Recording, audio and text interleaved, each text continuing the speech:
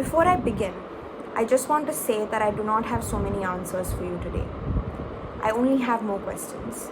And these questions keep me going every day. They ensure that I do what I do to the best of my ability. If you've not thought of these things before, and if you haven't asked these questions before, I hope you start now. Financial feminism refers to the economic equality between women and men. And we can expect this conversation to widen to trans and gender non-binary identities. The expectation is mighty, but it is filled with hope nevertheless. Financial feminism throws a spotlight on how unequal our world is and how rectification is a necessity, not just for us, but for posterity. It is a general observation that when someone learns how to manage their daily expenses or can invest their money, they're considered to be financially literate. This movement, although, is so much more than that. It is primarily an acknowledgement that systems are inherently patriarchal, heteronormative, inaccessible, and sometimes even insensitive. Man of the house, pink tax, breast tax, period tax, inconsistent family planning, botched abortions, economic abuse, the F-off fund, microfinance, mental health insurance, self-help groups, and impact investing. The things I just listed now highlight very clearly the wide gaps that exist between systems and people that they're supposed to serve. The gap only gets wider for people at the margins. Some of the things I mentioned are actually policies or steps in the right direction. The question I find myself asking though is, why did we even need this reformation? And why did it come so late? Moving beyond that question, will just providing financial literacy to people be enough to bridge this gap? I don't think so. The more I work with beneficiaries from my social profit organization, the more I realize that addressing just financial basics does not cover it, and certainly does not empower those individuals. These individuals have been single parents, LGBTQIA youth, 10-year-old girls, 60-year-old women in corporate finance, orphans, and farmers. I'm going to be talking about some of the things that I have noticed that can probably make a difference and move the needle on this problem. Number one, we conducted a financial literacy program for a private low-income school for girls in a village in Tamil Nadu. They had to depict what financial systems look like from their eyes.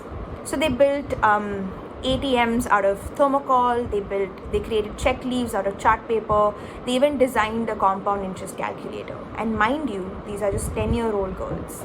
When we asked them to depict what financial freedom can look like, just as an abstract activity, they chose to point to their playground with the swings.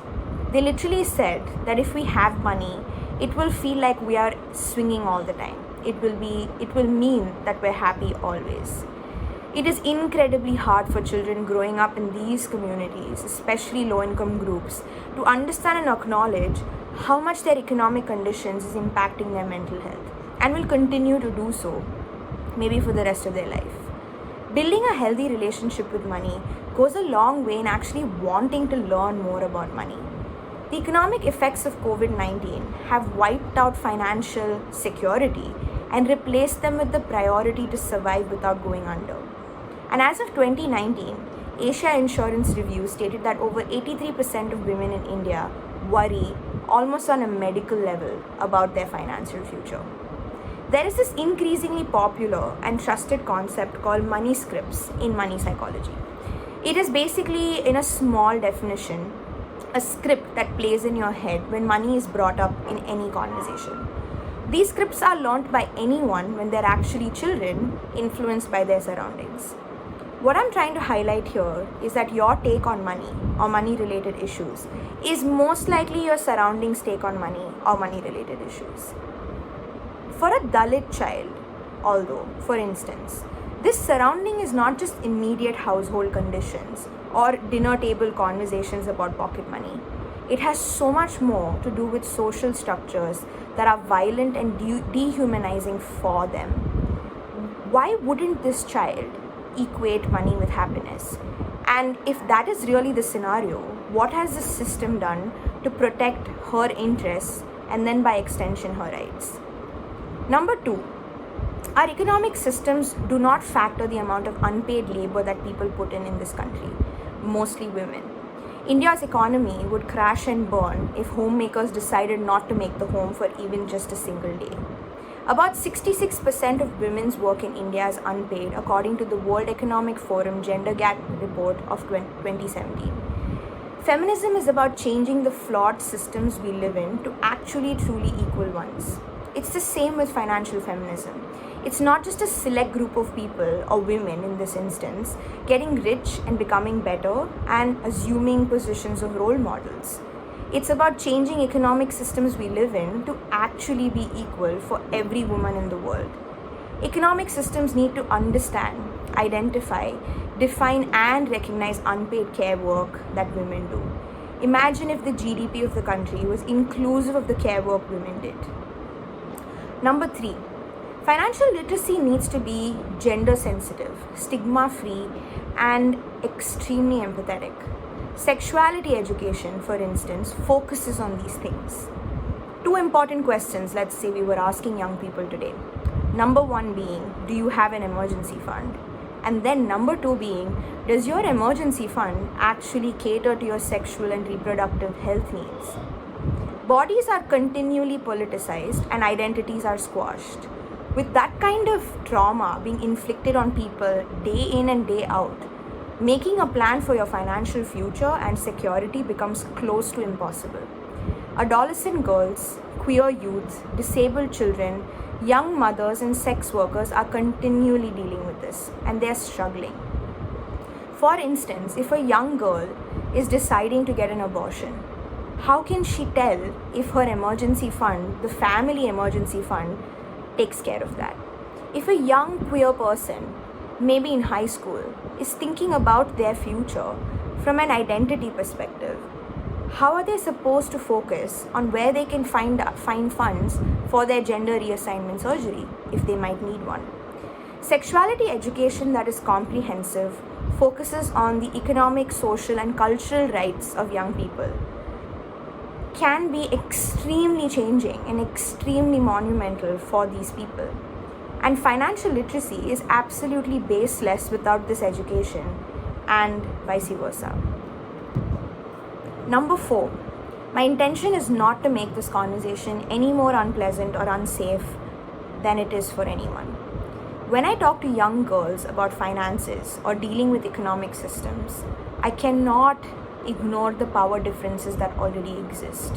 I used to ignore them because I thought it was simple. I thought just getting a bank account with your name on it would solve everything, but that's not the case.